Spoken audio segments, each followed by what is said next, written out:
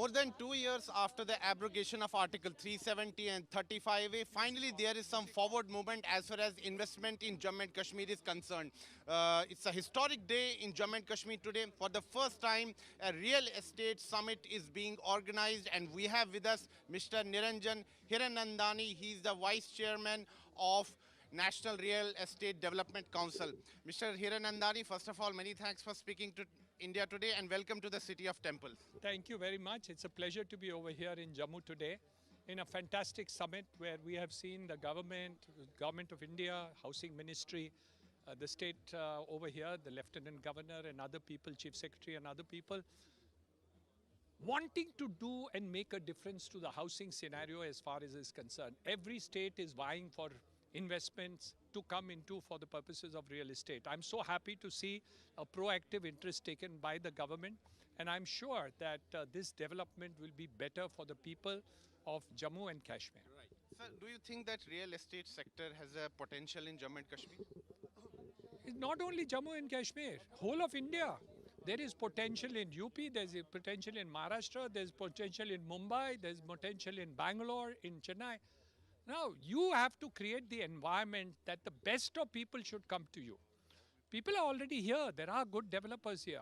But if you want massive development to take place, if you want infrastructure to come, if you want employment, if you want income, then you have to do more proactive regulation, give some incentives, which the governor has just announced in terms of stamp duty. All that will go to make that difference.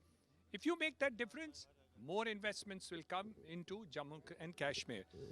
The second part, which is more important, is that the people should want it. It's not about a top-down approach that I want to put money here. I'm invited by every government in India, state government in India. So it's not about J&K. I have all the options.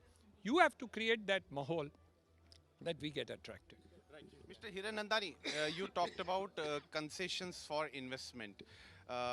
From this podium, J&K LG Manoj Sinha, talked about many measures which the J&K government has taken. He said that the government has come up with many, investment-friendly policies. He talked about the single window clearance system. Do you think that it's going to, create an atmosphere for investment in Jammu and Kashmir? In life, you have to take steps in the right direction. The governor has also announced stamp duty reduction. Of course, the amount was not told. We expect about 60% stamp waiver for a period of 1 year.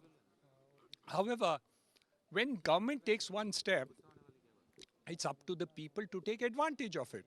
Now, if they take the steps and you don't take advantage of it, you've lost out. So, whether it is private sector or it is the people of Jammu and Kashmir, it's up to you actually how to take benefit of a regulatory framework which they are trying to do. We are invited to every state in the country. So we'll have to check which is more favorable. We are happy with what steps have been taken. But I'm sure more and more steps, whether ease of doing business, whether stamp duty, whether the way they will facilitate infrastructure, all those will become issues that we will have to see.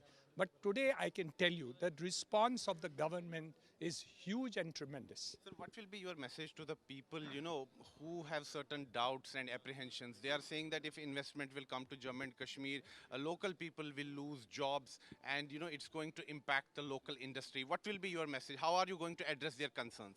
You can fool some people all the time, all the people some of the time, but not all the people all the time. No country in the world, whether it is China, whether it's Bangladesh, whether it is Dubai, whether it's Singapore, have made money and prosperity because investment has come to Dubai, come to China, come to Singapore, come to Hong Kong, come to that place.